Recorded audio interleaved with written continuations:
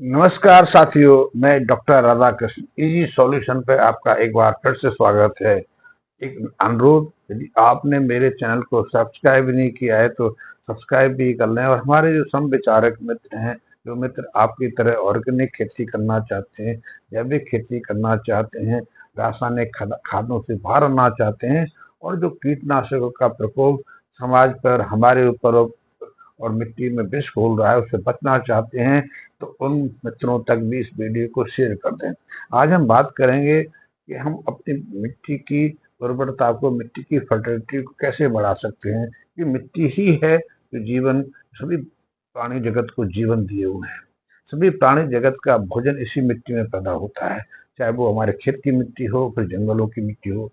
और परमात्मा ने हजारों लाखों सालों से इस मिट्टी में बहुत सारी पोषकता भर दी है, बहुत सारी गुणवत्ता देती है कि यदि हम इस मिट्टी को प्राकृतिक रखते हैं तो हर तरह की वनस्पति इसमें सहजता से उत्पन्न होती है। लेकिन जब से हमने नए नए वैज्ञानिक प्रयोग करने शुरू किए, या फिर कहें हमने आधुनिक खेती को अपनाया, तब से लेकर हमारी मिट्टी की उर्वरता में गिरावट आ रही है। तो यदि हम मिट्टी को सुधारना चाहते हैं, मिट्टी में पोषकता लाना चाहते हैं, मिट्टी की फर्टिलिटी में वो नए शिखर तक ले जाना चाहते हैं, तो कुछ प्रयोग है।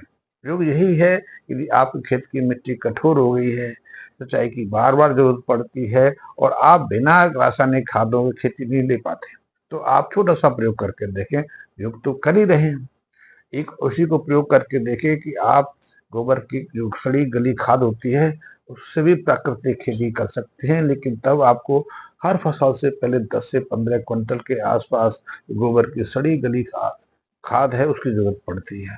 आपको खेतों में देना पड़ता है, फिर सिंचाई देनी पड़ती है, जुताई बुवाई करनी पड़ती है, और तभी फसल ले पाते हैं। फिर भी लगता है, आपको बहुत बार ऐसा अनुभव होता है, यदि आपने थोड़ा यूरिया प्रयोग कर लिया होता, थोड़ा सा डीएपी का प्रयोग कर लिया होता, आपने दूसरे रासायनिक खादों का प्रयोग कर लिया होता, तो अच्छी फसल होती। लेकिन यदि आप इनसे बचना चाहते हो, तो हमारे पास भी प्रयोग है, हम भी कुछ ऐसे यत्न कर रहे हैं।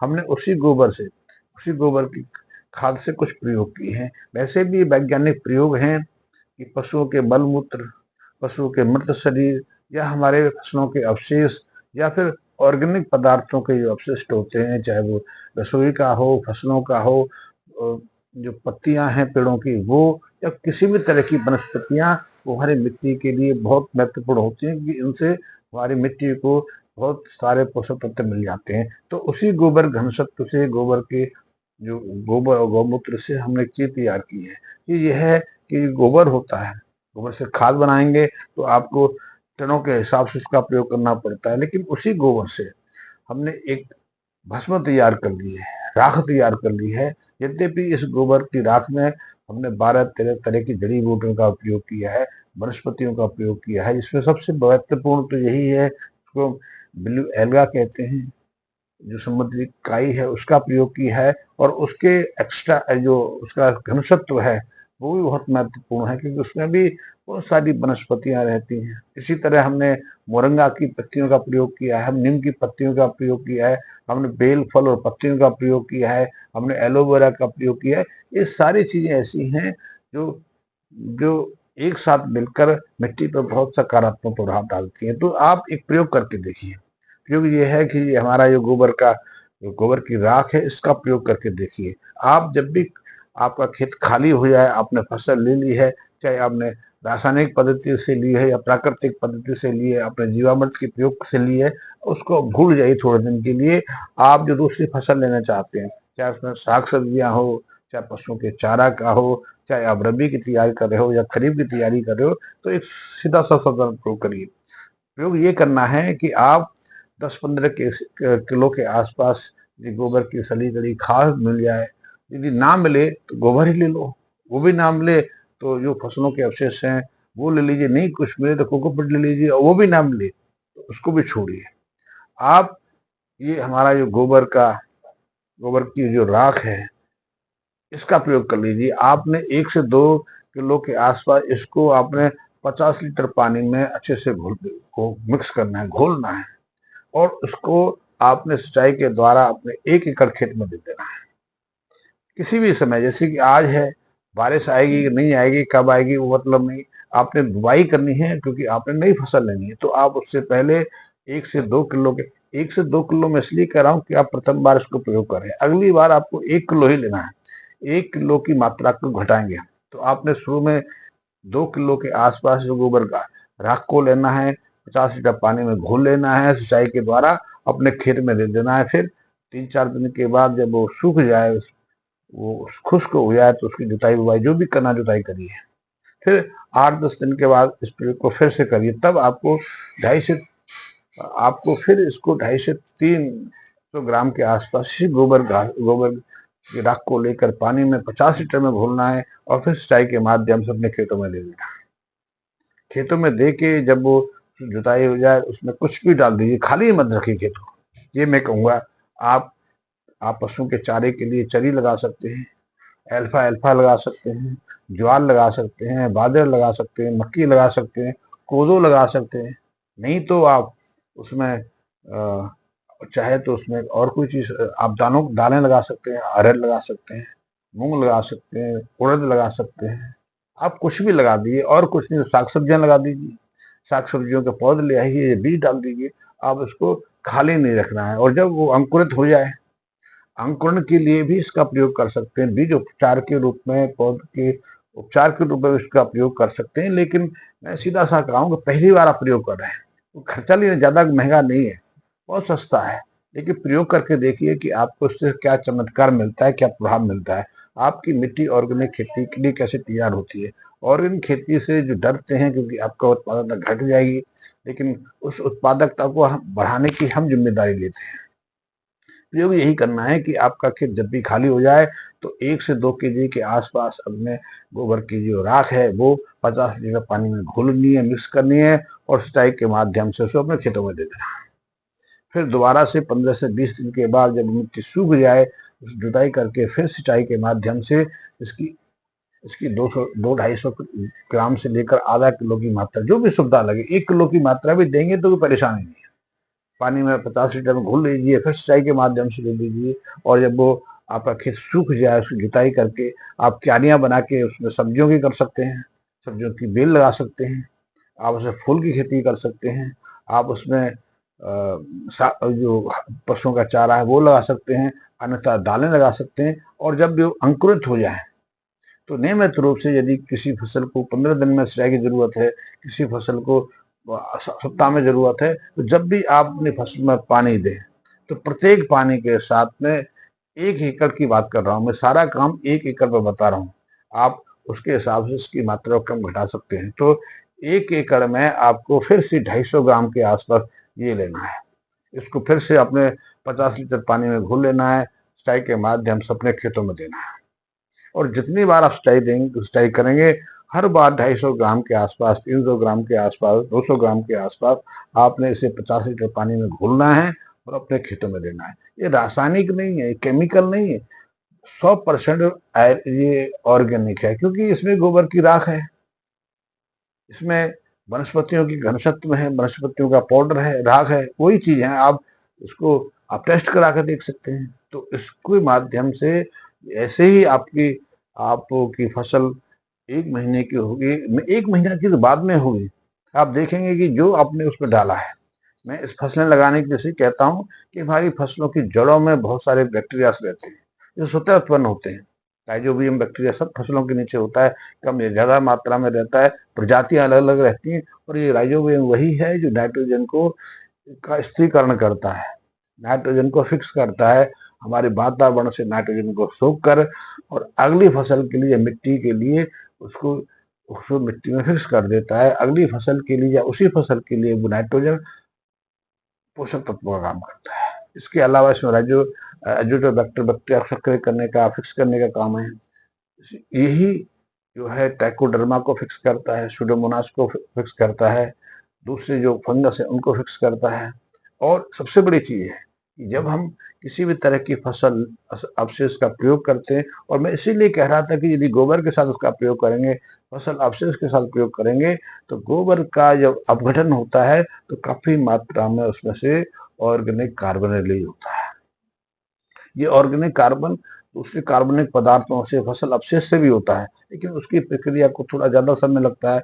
यदि गोबर का हम प्रयोग कर लेते, चाहे वो 1-2 क्विंटल के आसपास हो, 25-30 किलो के आसपास हो, जितना भी समय होता कर लेते, तो हमारी मिट्टी में ऑर्गेनिक कार्बन की दर बढ़ जाती। तो आप इसका प्रयोग करेंगे तो उसका पहला परिणाम तो मिट्टी पर ये होगा कि मिट्टी का पीएच जो है वो बदलना शुरू हो जाएगा। असंतुलित पीएच नॉर्मल पीएच के आसपास हो जाएगा। उसकी जो क्षारीयता थी, जो अम्लीयता थी, वो संतुलित हो जाएगी, पहली चीज। दूसरी, मिट्टी कठोरता मिटने लगेगी। मिट्टी कठोरता बहुत बड़ी समस्या है। पीएच बहुत बड़ी समस्या है। पीएच बढ़ जाए तो बहुत सारे न्यूट्रिशन जो मिट्टी के अंदर है, हमारे वनस्पतियां, हमारे पेड़ पौधे नहीं ले पाते। यदि पीएच गिर जाए, एसिडिटी हो जाए मिट्टी, तो भी बहुत सारे पोषक ऐसे हैं जो मिट्टी के लिए अपनी उपयोगिता खो देते हैं, हमारी फसलें उसको नहीं ले पाती हैं और हमारी उत्पादकता पर, हमारी फसलों ग्रोथ पर सीधा सीधा असर पड़ता है। तो ये पीएच को संतुलित करेगा, मिट्टी की कठोरता को समाप्त करेगा। मिट्टी की कठोरता जहाँ समाप्त होती है तो मिट्टी में जल ग्रहण क्षमता आती है। तीसरी, मैंने जैसे बताया कि इसके प्रयोग से आप जो भी फसल आप मिट्टी में लगाएंगे, जो भी बीज उसमें फेंकेंगे, जो भी बीजों का रोपण करेंगे, उसके अंकुरण के साथ ही बहुत सारी माइक्रोबियल एक्टिविटीज हैं, जीवाणु गतिविधियां हैं, वो बढ़ जाती हैं। उनसे हमारी मिट्टी में बहुत सारे जो पोषक तत्व हैं, जैसे कि नाइट्रोजन है, फास्फोरस है, पोटाशियम है, जिंक है, ये सारी तत्वों की, ये पोषक तत्वों की दर बढ़नी शुरू हो जाती है। ऑर्गेनिक कार्बन बढ़ जाता है। ऑर्गेनिक कार्बन बढ़ने से जो मिट्टी में हमारे जो पोषक तत्व हैं, हमारी फसलें, हमारे पौधे सहजता से ग्रहण नहीं कर पाते, सोख नहीं पाते। ऑर्गेनिक कार्बन उन्हीं पोषक तत्वों को हमारी फसलों के पास लाके उनको उपयोगी बनाता है, तो इसकी गतिविधि उससे बढ़ जाती है। तीसरी, जल ग्रहण क्षमता बढ़ जाती है और इससे क्या होगा कि आपकी जो फसलें हैं उनकी ग्रोथ बढ़ जाएगी। साथ ही इसके माध्यम से जब मिट्टी में भुरभुरी होगी तो जो भी आप फसल लेंगे उनकी जड़ें अधिक तक गहराई तक जाएंगी। गोबर की संरचना में, फसल अपशिष्ट की संरचना में और गोबर की राख में बहुत सारे पोषक तत्व तो उसमें वैसे ही रहते हैं। तो आप देखेंगे इसके प्रयोग से आपकी मिट्टी की फर्टिलिटी में काफी बदलाव आएगा, मिट्टी की संरचना में बदलाव आएगा। मैं ये ऐसे ही नहीं फेंक रहा, आप इसका प्रयोग करके देखिए। मैं इसको कोई 1000, 2000, 10,000 में नहीं बेच रहा। आपने 1 एकड़ की भूमि में, मैं इसलिए फ्री भी नहीं देता कि फ्री देने से आप प्रयोग नहीं करेंगे, फेंक देंगे, और इसकी कीमत से ज्यादा तो कूरियर का चार्ज आता है। आपने यदि मेरे यहाँ आके लेंगे तो एक आध केजी तो मैं आपको वैसे फ्री दे दूंगा। मेरे यहाँ आइए, देखिए और आधा केजी के आसपास फ्री ले जाइए, लेकिन प्रयोग करना है। प्रयोग करके मुझे अपने परिणामों से सूचित करना है।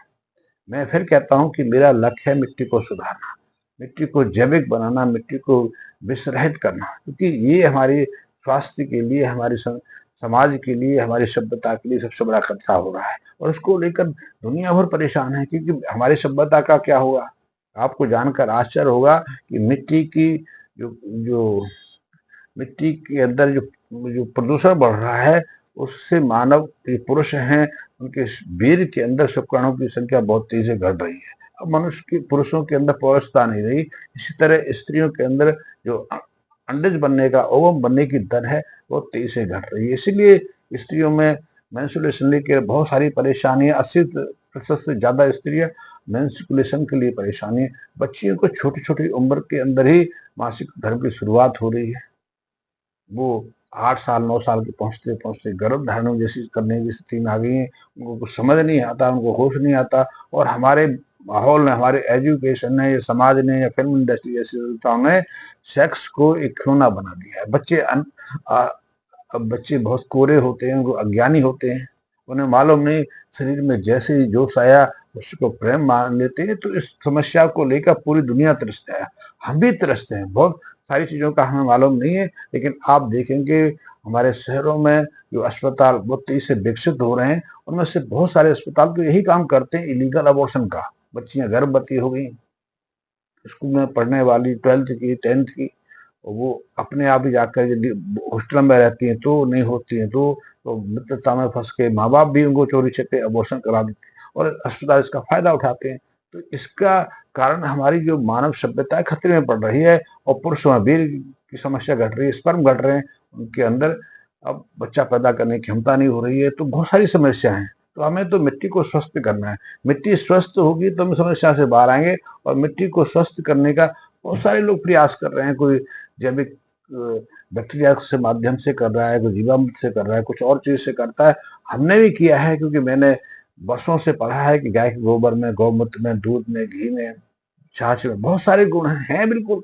तो मुझे लगा कि गोबर को उपयोगी बनाना है, तो गोबर से उन तत्वों को अलग अलग कर लिया जाए और उसके माध्यम से मिट्टी को संस्कारित किया जाए। मिट्टी की जो प्रदूषण होता है, जो उसकी मिट्टी का जहरीलापन है, उसको दूर करके अब मिट्टी को ही उपजाऊ बनाया जाए।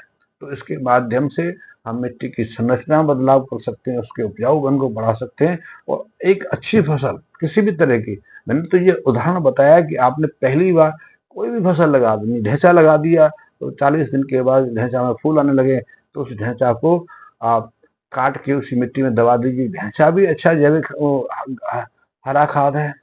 आप सनी लगा सकते हैं, अल्फा अल्फा लगा सकते हैं। तो ये सारी पशु आहार हैं और ये मिट्टी को उपजाऊ बनाने में बहुत मदद करते हैं। साग सब्जियों की फसल ले सकते हैं, किसी भी तरह की साग सब्जी लगा दीजिए। साग सब्जियों की जड़ों में भी बहुत सारे बैक्टीरिया रहते हैं जो मिट्टी को उपजाऊ बनाने में मदद करते हैं। अन्यथा आप पशुओं के दूसरे चारा हैं, जैसे आपने ज्वार लगा दी, बाजरा लगा दिया, मक्की लगा दी, आपने कोदो लगा दिया या कुछ और लगाएं, या फिर आप सीधे सीधे कोई फसल लगा दीजिए।